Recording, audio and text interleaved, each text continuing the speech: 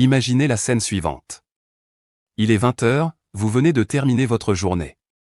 Vous vous installez confortablement dans votre fauteuil, et vous vous préparez un repas du soir que vous pensez sain, raisonnable, même vertueux. Peut-être un peu de fromage, une tranche de pain complet, quelques noix, une infusion sucrée pour terminer. Vous vous couchez vers 22 h, fatigué mais satisfait. Et pourtant, au milieu de la nuit, vous vous réveillez. Le ventre gonflé, l'esprit agité, le cœur qui bat un peu plus vite que d'habitude. Vous peinez à vous rendormir. Le lendemain matin, vous vous levez épuisé, lourd, avec cette sensation désagréable que la nuit n'a servi à rien. Vous vous demandez ce qui ne va pas. Vous n'avez pas trop mangé. Vous n'avez pas bu d'alcool. Vous n'avez rien fait d'extraordinaire. Et pourtant, votre corps vous envoie des signaux clairs qu'il n'est pas en paix. Ce scénario, je l'entends plusieurs fois par semaine dans mon cabinet. Des hommes et des femmes de 60 ans, 65 ans, 70 ans, qui se plaignent de mauvaises nuits, de digestion difficile, de fatigue persistante au réveil, sans pouvoir en expliquer la cause. La vérité, c'est que la plupart du temps, la réponse se trouve dans l'assiette du soir. Pas dans la quantité, pas dans les calories, mais dans le choix des aliments consommés après 18 h. Car après 60 ans, le corps fonctionne différemment la nuit. Le métabolisme ralentit. La digestion prend plus de temps. Le foie, les reins, le système nerveux travaillent à un rythme différent. Et certains aliments, parfaitement innocents le matin ou le midi, deviennent de véritables perturbateurs nocturnes lorsqu'ils sont consommés le soir. Dans les minutes qui suivent, je vais vous révéler 6 aliments précis que les médecins recommandent d'éviter le soir après 60 ans. Je vais vous expliquer ce qui se passe réellement dans votre corps quand vous les consommez tard dans la journée, et je vais vous donner des alternatives simples et pratiques pour retrouver des nuits plus calmes et des matins plus énergiques. Restez avec moi jusqu'à la fin, car certaines de ces informations risquent de vous surprendre. Je suis médecin généraliste depuis plus de 30 ans, et une large partie de ma pratique est consacrée à l'accompagnement des adultes de 55 ans et plus. Au fil des décennies, j'ai observé une constante, ce n'est pas toujours la maladie grave qui dégrade la qualité de vie des personnes âgées. Ce sont souvent les petites habitudes quotidiennes, répétées jour après jour, qui finissent par fatiguer l'organisme, perturber le sommeil, et affaiblir progressivement des organes qui auraient pu rester robustes bien plus longtemps.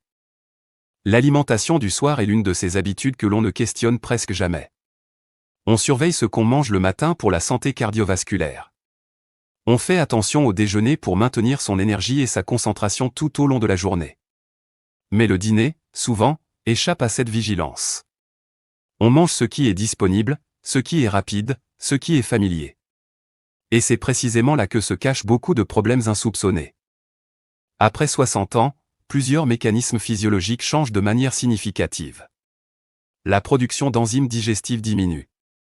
La motilité intestinale ralentit, ce qui signifie que les aliments progressent plus lentement dans le tube digestif. Le foie métabolise les graisses et les sucres moins efficacement qu'avant. Le pancréas répond moins rapidement aux variations glycémiques. Et le système nerveux autonome, qui régule le passage de l'état d'éveil au sommeil, est plus sensible aux stimulations extérieures, y compris celles venant de la digestion.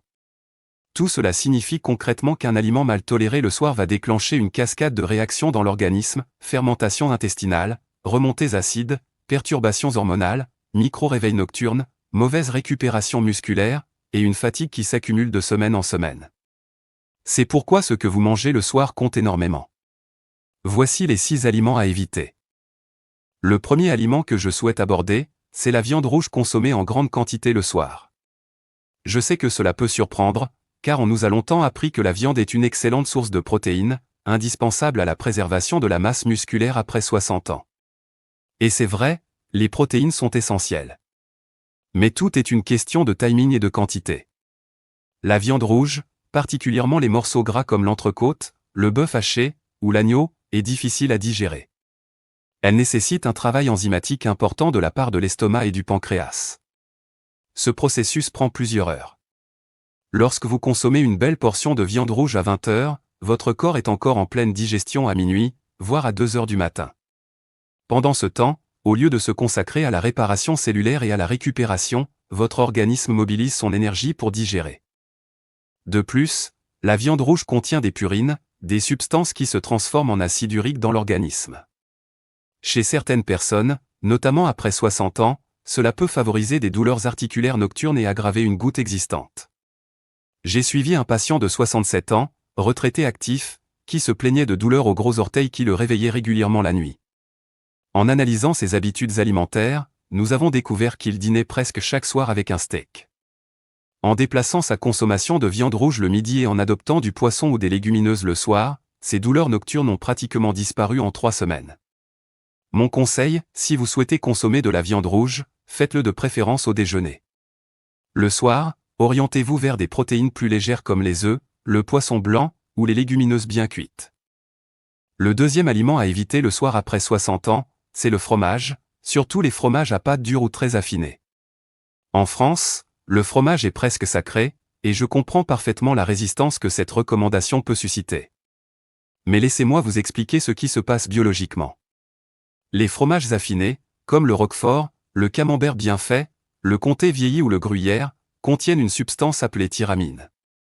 La tyramine est un acide aminé qui stimule le système nerveux sympathique, c'est-à-dire la partie de votre système nerveux responsable de l'état d'alerte et de vigilance. Consommée le soir, la tyramine peut retarder l'endormissement, provoquer des rêves intenses ou des cauchemars, et augmenter légèrement la pression artérielle nocturne. Pour les personnes de plus de 60 ans qui surveillent leur tension artérielle, c'est un point particulièrement important. La nuit est normalement une période de baisse naturelle de la pression artérielle, ce que les médecins appellent le « dipping nocturne ». Si ce phénomène est perturbé par des substances stimulantes comme la tyramine, le cœur et les vaisseaux ne bénéficient pas du repos qu'ils méritent. En plus de la tyramine, les fromages gras sont riches en acides gras saturés qui ralentissent la vidange gastrique, favorisent les reflux acides, et peuvent provoquer des ballonnements nocturnes. Une patiente de 62 ans que je suis depuis plusieurs années se plaignait de brûlures d'estomac qui la réveillaient vers 3 heures du matin. Elle avait pris l'habitude de terminer ses repas du soir avec un plateau de fromage. En supprimant simplement le fromage du dîner et en le déplaçant au déjeuner, ces brûlures nocturnes ont cessé en moins de 2 semaines. Si vous ne pouvez pas imaginer votre soirée sans fromage, optez pour des fromages frais comme le fromage blanc ou la ricotta, qui sont beaucoup plus faciles à digérer et ne contiennent pratiquement pas de tyramine. Le troisième aliment problématique le soir, et celui-ci surprend toujours mes patients, c'est le chocolat. Pas seulement le chocolat au lait sucré, mais également le chocolat noir, souvent considéré comme un aliment santé. Et il l'est, dans une certaine mesure, lorsqu'il est consommé en journée. Mais le soir, après 60 ans, il peut causer plusieurs problèmes. Le chocolat contient 2 substances stimulantes, la caféine et la théobromine. La caféine, vous la connaissez bien. Mais la théobromine est moins connue. C'est un alcaloïde qui a un effet excitant sur le système cardiovasculaire, en augmentant légèrement la fréquence cardiaque et en stimulant le système nerveux. Sa demi-vie dans l'organisme est relativement longue, ce qui signifie que si vous mangez du chocolat à 20 heures, ses effets stimulants peuvent encore se faire sentir à minuit ou au-delà. Après 60 ans, le métabolisme de la caféine et de la théobromine ralentit. Ce qui était éliminé rapidement à 40 ans reste présent plus longtemps dans le sang.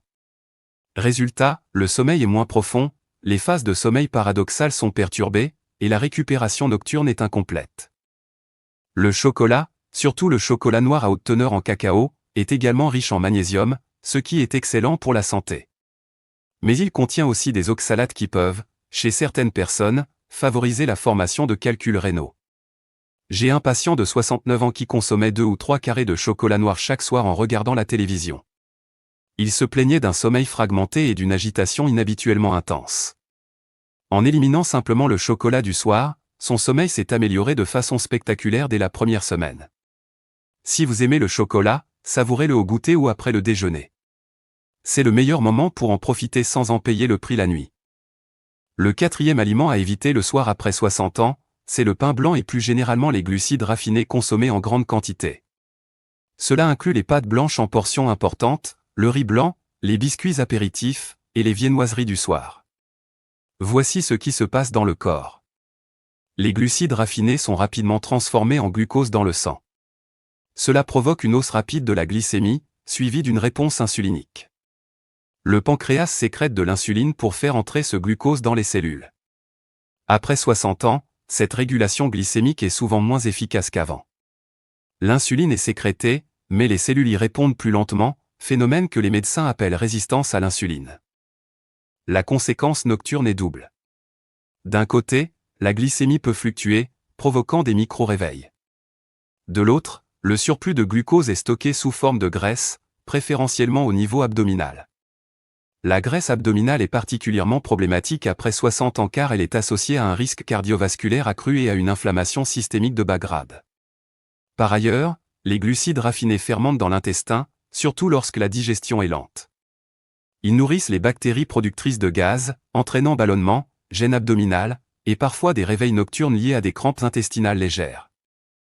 Une patiente de 64 ans me consultait pour une prise de poids inexpliquée et des troubles du sommeil. En analysant son alimentation, j'ai découvert qu'elle dînait régulièrement avec du pain blanc, des pâtes ou du riz, pensant bien faire. En remplaçant ces glucides rapides par des légumes cuits, des légumineuses ou de petites portions de glucides complets, elle a perdu 4 kilos en 2 mois et retrouvé un sommeil nettement plus réparateur. Le soir, privilégiez les légumes, les protéines légères, et si vous souhaitez manger des glucides, choisissez des versions complètes ou à index glycémique bas, en petite quantité. Le 5e aliment qui mérite votre attention, c'est l'alcool. Je sais que pour beaucoup de personnes, un verre de vin rouge au dîner est un plaisir ancré dans la culture et dans la routine quotidienne. Je ne cherche pas à culpabiliser ni à diaboliser. Mais il est important de comprendre ce que l'alcool fait réellement au corps qui vieillit, en particulier la nuit. L'alcool a un effet sédatif initial. Il aide à s'endormir plus facilement. C'est pourquoi beaucoup de personnes pensent qu'il favorise le sommeil. Mais c'est une illusion. L'alcool perturbe profondément l'architecture du sommeil. Il supprime le sommeil paradoxal dans la première moitié de la nuit, la phase pendant laquelle le cerveau consolide la mémoire et régule les émotions. Et dans la deuxième moitié de la nuit, quand l'alcool est métabolisé, il y a un effet rebond qui fragmente le sommeil, provoque des réveils fréquents, et génère une transpiration nocturne. Après 60 ans, le foie métabolise l'alcool plus lentement. Les enzymes hépatiques responsables de sa dégradation sont moins efficaces qu'à 40 ans. Un verre de vin pris à 20 heures peut encore avoir des effets métaboliques à minuit ou 1 heure du matin. De plus, l'alcool dilate les vaisseaux sanguins, ce qui peut accentuer les remontées acides et les brûlures gastriques nocturnes, particulièrement chez les personnes qui ont une hernie hiatale, très fréquente après 60 ans. L'alcool a également un effet diurétique. Il augmente l'élimination urinaire, ce qui peut vous forcer à vous lever plusieurs fois la nuit pour aller aux toilettes, perturbant davantage votre sommeil. J'ai accompagné un homme de 66 ans qui prenait 1 ou 2 verres de vin chaque soir depuis des décennies. Il se plaignait de réveils nocturnes, de fatigue matinale, et d'une mémoire qui lui semblait moins fidèle qu'avant. En limitant progressivement sa consommation d'alcool le soir, sur une période de 6 semaines, il a rapporté une amélioration remarquable de la qualité de son sommeil et une netteté mentale retrouvée au réveil. Si vous souhaitez continuer à apprécier un verre de vin, faites-le de préférence tôt dans la soirée, et pas plus d'1 verre. Et accordez-vous régulièrement des soirées sans alcool pour permettre à votre foie et à votre cerveau de se régénérer pleinement. Le 6e et dernier aliment à éviter le soir après 60 ans, c'est un groupe d'aliments que peu de personnes soupçonnent, les aliments épicés et très assaisonnés, comme les plats au curry, les sauces pimentées, certains plats méditerranéens riches en ail cru, ou encore les bouillons très concentrés en sodium. Les épices et les condiments forts, notamment la capsaïcine contenue dans le piment, ont un effet thermogénique. Ils élèvent légèrement la température corporelle. Or, pour s'endormir et rester endormi, le corps a besoin de baisser sa température interne d'environ 1/2 degré à 1 degré. Lorsque la température corporelle est artificiellement élevée par des aliments épicés consommés le soir, l'endormissement est retardé et le sommeil est moins profond. De plus, les épices puissantes stimulent la production d'acide gastrique. Après 60 ans, la muqueuse gastrique est souvent plus fragile. Les reflux gastro-ésophagiens sont fréquents dans cette tranche d'âge, et un dîner très épicé peut déclencher des brûlures sévères qui rendent la nuit particulièrement inconfortable. L'excès de sodium, présent dans les bouillons industriels, les sauces soja, les chips apéritives et de nombreux plats préparés, est également problématique. Un apport élevé en sel le soir entraîne une rétention d'eau, augmente la pression artérielle nocturne, et force les reins à travailler intensément pendant la nuit pour éliminer l'excès. Cela se traduit souvent par des jambes lourdes au réveil, des gonflements aux chevilles, et une tension artérielle élevée le matin. J'ai une patiente de 61 ans qui adorait la cuisine thaïlandaise et préparait régulièrement des plats très épicés pour le dîner. Elle souffrait de brûlures gastriques nocturnes et se réveillait souvent avec un visage gonflé et une pression artérielle matinale anormalement haute. En déplaçant ses plats épicés au déjeuner et en adoptant des dîners plus doux et moins salés, ces symptômes se sont significativement améliorés en 1 mois. Le soir, votre cuisine devrait être douce, légère et peu assaisonnée. Des herbes fraîches comme le thym, le romarin ou le basilic peuvent parfumer agréablement vos plats sans perturber votre sommeil. Maintenant que nous avons passé en revue ces 6 aliments, il est important de comprendre la raison profonde pour laquelle le soir est un moment si particulier pour l'organisme vieillissant. Cette compréhension vous permettra non seulement d'appliquer les recommandations de ce soir, mais aussi de prendre de meilleures décisions alimentaires de manière générale, et de transmettre ces connaissances à vos proches qui pourraient en avoir besoin. Après 60 ans, le corps entre dans ce que les biologistes appellent un vieillissement métabolique progressif. Cela ne signifie pas que vous êtes malade. Cela signifie simplement que vos organes fonctionnent avec une réserve fonctionnelle réduite par rapport à ce qu'elle était 20 ou 30 ans plus tôt. Le foie traite les toxines et les graisses avec moins d'efficacité. Le pancréas régule moins rapidement la glycémie. Les intestins absorbent les nutriments plus lentement et fermentent davantage certains aliments non digérés. Le cerveau, lui, est plus sensible aux perturbations du sommeil et récupère moins rapidement d'une mauvaise nuit. Il existe également un phénomène moins connu mais très important, le rythme circadien change avec l'âge. Les personnes âgées tendent naturellement à s'endormir plus tôt et à se réveiller plus tôt. Leur fenêtre de sommeil profond se rétrécit. La proportion de sommeil léger augmente. Cela signifie que chaque perturbation nocturne, aussi minime soit-elle, a un impact beaucoup plus marqué sur la qualité globale du repos. Le soir, vers 18 h, le corps commence naturellement à se préparer pour la nuit. La sécrétion de cortisol, l'hormone du stress et de l'éveil, diminue progressivement. La mélatonine, l'hormone du sommeil, commence à être produite par la glande pinéale. La température corporelle amorce sa descente. Le système digestif ralentit. La fréquence cardiaque s'apaise. C'est une symphonie biologique d'une précision remarquable. Si vous mangez des aliments difficiles à digérer, stimulants ou inflammatoires pendant cette phase de transition, vous perturbez ce mécanisme naturel. Votre corps est littéralement obligé de faire 2 choses contradictoires en même temps, se préparer au sommeil et gérer une digestion difficile. L'un des 2 processus sera sacrifié. Et très souvent, c'est le sommeil qui en fait les frais, car la digestion est un processus physiologique prioritaire que l'organisme ne peut pas simplement ignorer. Un mauvais sommeil chronique après 60 ans n'est pas une simple gêne. Il est associé à un risque accru de maladies cardiovasculaires, de diabète de type 2, de déclin cognitif, de dépression, et même d'un affaiblissement du système immunitaire. Des études scientifiques sérieuses montrent qu'un sommeil insuffisant ou de mauvaise qualité accélère le vieillissement cellulaire et réduit l'espérance de vie en bonne santé.